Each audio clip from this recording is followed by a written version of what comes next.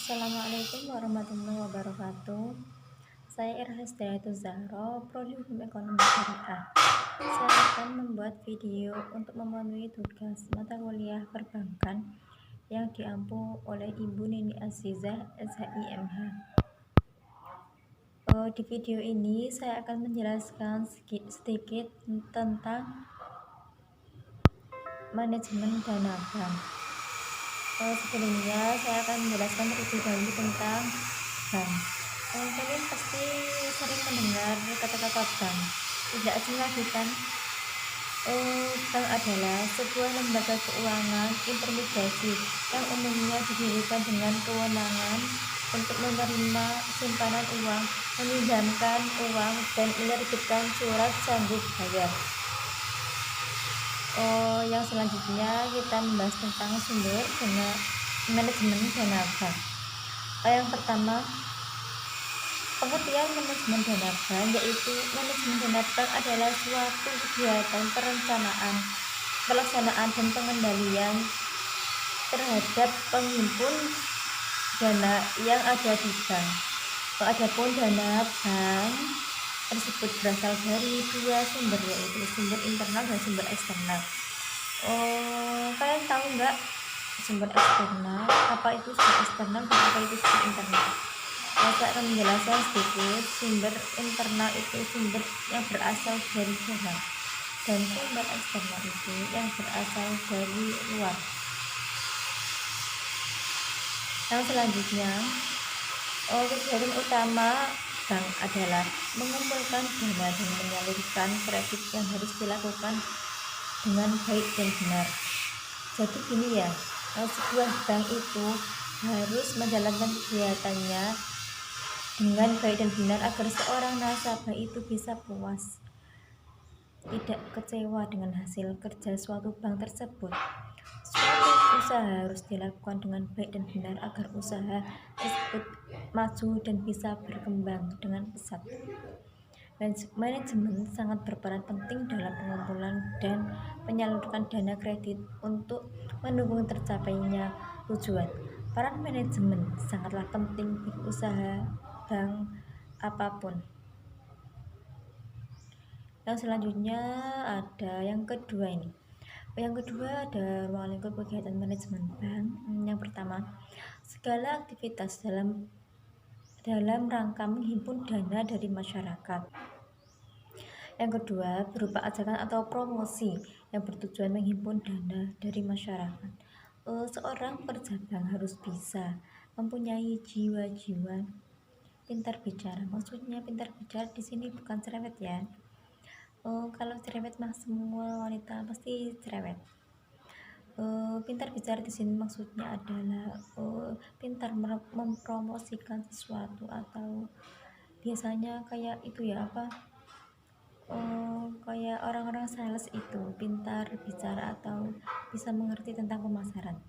Yang ketiga ada sebagai lembaga perantara falsafah yang mendasari kegiatan usaha bank adalah kepercayaan masyarakat. Maksudnya di sini adalah bank itu sebagai lembaga perantaran, dan yang bisa membuat bank tersebut maju itu adalah kepercayaan dari masyarakat itu sendiri.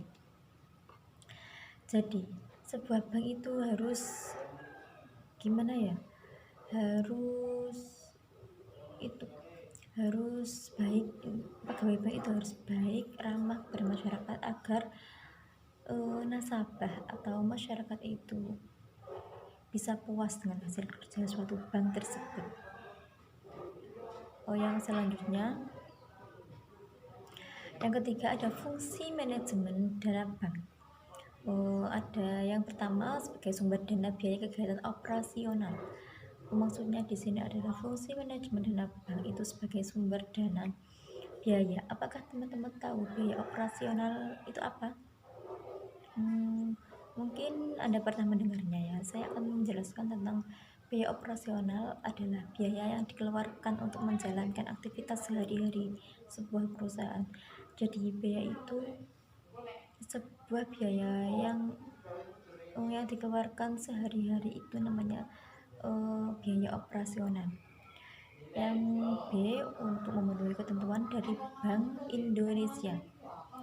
Yang selanjutnya ada yang C, ada sumber dana untuk investasi primer dan sekunder. Yang keempat, yang D ada sebagai penyangga kerugian bank.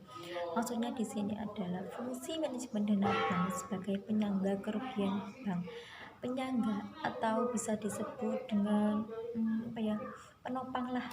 Penopang. Sebuah perusahaan harus mempunyai penyangga, atau seumpama terjadi hal yang tidak diinginkan itu, bank itu ya, sebuah perusahaan harus siap-siap harus mempunyai penyangga agar seumpama terjadi tindakan yang tidak seumpama terjadi tindakan yang tidak diinginkan itu, sebuah bank itu sudah mempunyai persiapan gitu loh. Makanya di dalam sebuah bank itu dibutuhkan penyangga kerugian bank agar seumpama bank failit itu sudah siap-siap sebuah perusahaan itu. Yang selanjutnya ada yang E, sebagai tolak ukur besar kecilnya suatu bank. Maksudnya di sini adalah besar kecilnya suatu bank itu bisa diukur dengan adanya manajemen dana bank. Yang F, untuk memperbesar solidaritas masyarakat terhadap yang bersangkutan.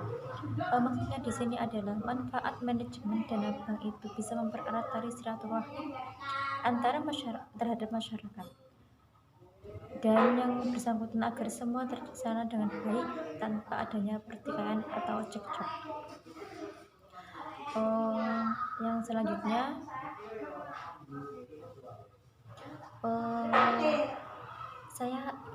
saya cerita sedikit ini. Saya tuh pernah melihat di TikTok itu video orang itu ditagih-tagih sama bank, tapi orang itu suami istri tidak mau bayar, dan akhirnya mungkin pegawai bank mungkin dia itu sudah nunggak berapa bulan nggak mau bayar terus, dan kemudian pegawai banknya itu datang ke rumahnya kemudian menagih hutang.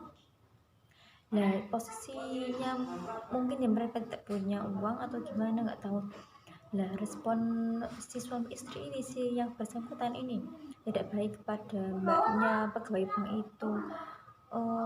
Kan mbaknya itu ya kayak baik-baik menagih, tapi si dua suami istri ini responnya dengan tidak baik, dan rumahnya itu kan masih itu ya beralasan kayak lemah pasir itu loh ya, beralasan pasir. Lah itu kan ada pasir-pasir, kemudian itu mbaknya dihantam pasir sama kedua pasang suami istri itu. Tapi alhamdulillah respon mbak attitude pegawai banknya itu baik, dia tidak membalas, dia malah meminta maaf kepada sang suami istri ini. Itu ya bedanya orang mempunyai attitude dengan tidak. Jadi kita harus bisa bersikap sopan dan santun kepada orang lain harus bisa membedakan mana orang yang berpendidikan atau orang yang sekolah berbasis berbasis pondok dan yang tidak. Jika kita sekolah tinggi-tinggi mondok tapi tingkah laku kita, attitude kita tidak baik, itu apa gunanya? Kok saya cerita sampai situ ya. Dari situlah fungsinya manajemen dana bank untuk memperbesar solidaritas terhadap yang bersangkutan. Kita kembali lagi ke manajemen dana bank. Nah, selanjutnya ada untuk memperbesar daya saing bank yang bersangkutan. Maksudnya di sini adalah untuk memperbesar daya saing yang bersangkutan agar lebih maju dan daya saingnya semakin meningkat. Yang ke H, untuk memperbanyak pembukaan kantor cabang. Maksudnya di sini adalah fungsi manajemen dana bank itu untuk memperbanyak pembukaan kantor cabang. Jadi sebuah perusahaan itu tentunya ingin menjadi maju dan berkembang, dan berkembang pesat dan membuka banyak cabang. Salah satu fungsi manajemen dana bank itu adalah untuk memperbanyak pembukaan kantor cabang. Yang selanjutnya ada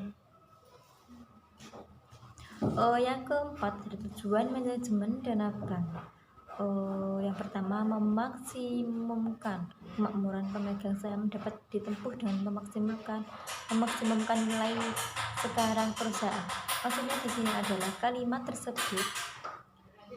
maksud dari kalimat tersebut adalah tujuan manajemen dana bank itu untuk memaksimumkan kemakmuran pemegang saham. Hal itu dapat dilakukan dengan memaksimumkan nilai-nilai sekarang perusahaan. Maka dari itu nilai-nilai suatu perusahaan tiap tahun harus meningkat agar pemegang saham bisa untung, tidak rugi. Yang selanjutnya ada yang kedua ada sebagai pedoman dalam pengambilan keputusan yang mempertimbangkan faktor risiko. Maksudnya di sini adalah tujuan manajemen dana bank itu sebagai pedoman dalam pengambilan keputusan dan mempertimbangkan faktor risiko. Suatu perusahaan itu atau bank itu harus berhati-hati dalam mengambil sebuah keputusan, karena pengambilan keputusan itu di suatu perusahaan akan berdampak pada risiko yang ada.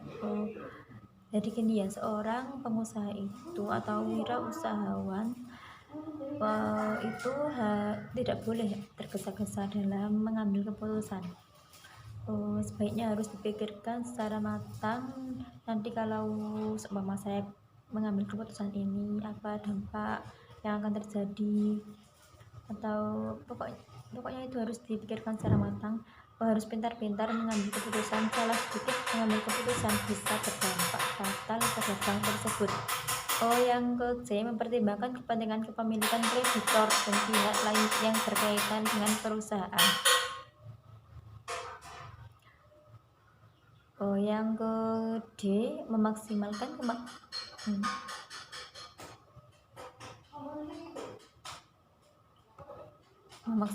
kemakmuran pemegang saham, lebih menekankan pada aliran kas daripada laba bersih dalam pengertian akuntansi. Maksud dari kalimat tersebut, jadi tujuan manajemen dana bank untuk memaksimalkan kemakmuran pemegang saham lebih menekankan kepada aliran kas daripada laba bersih. Itu gini ya, jadi suatu perusahaan itu harus mementingkan kemakmuran seorang pemegang saham, karena perusahaan bisa maju itu karena kurang lebih ya 65% dari pemegang saham dan sisanya 35% berkat pegawai yang cerdas-cerdas. Maka dari itu pemegang saham harus diprioritaskan.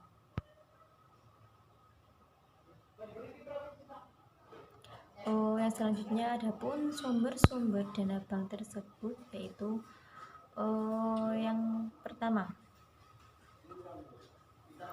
dana yang bersumber dari bank itu sendiri. Dana yang berasal dari bank dari pemegang saham atau pemilik. Ada 1 modal saham, 2 cadangan, 3 laba, dan yang keempat ada gios saham. Yang kedua atau dana yang berasal dari masyarakat luas. Contohnya adalah dana yang diperoleh masyarakat dalam arti masyarakat sebagai individu, perusahaan, pemerintah, dan lain-lain, baik dalam mata uang rupiah atau simpanan giro, simpanan tabungan, dan simpanan deposito. Yang selanjutnya ada dana C, dana yang bersumber dari lembaga lain. Dana yang berasal dari pihak yang memberikan pinjaman kepada bank seperti Bank Indonesia, lembaga keuangan seperti surat berharga, dan LKBBI. D, dana dari pasar finansial. Saya jelaskan dulu, pasar finansial adalah kalian pasti pernah mendengar kata pasar finansial ya. Pasar finansial atau biasa disebut dengan pasar atau pasar uang atau pasar keuangan. atau mekanisme pasar yang memungkinkan bagi seorang atau korporasi untuk dengan mudah dapat melakukan transaksi penjualan dan pembelian dalam bentuk sekuritas keuangan seperti saham dan obligasi.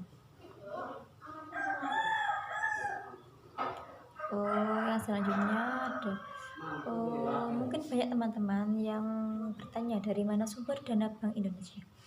Saya akan menjawabnya. Sumber dana Bank Indonesia itu secara garis besar dapat disimpulkan pencarian dana bersumber dari setoran modal dari pemegang saham, cadangan-cadangan bank, dan laba yang belum dibagi. Cukup sekian ya penjelasan dari saya. Apabila ada salah kata atau salah ucapan saya yang kurang berkenan, kurang lebihnya saya minta maaf yang sebesar-besarnya. Untuk Ibu Nani Aziza SHIMH, dosen perbankan saya, apabila penjelasan saya tadi ada yang kurang pas ataupun salah, saya minta maaf yang sebesar-besarnya, karena saya di sini itu belajar, mohon bimbingannya Ibu nggih. Cukup sekian penjelasan dari saya. Semoga bermanfaat bagi kita semua. Wassalamualaikum warahmatullahi wabarakatuh.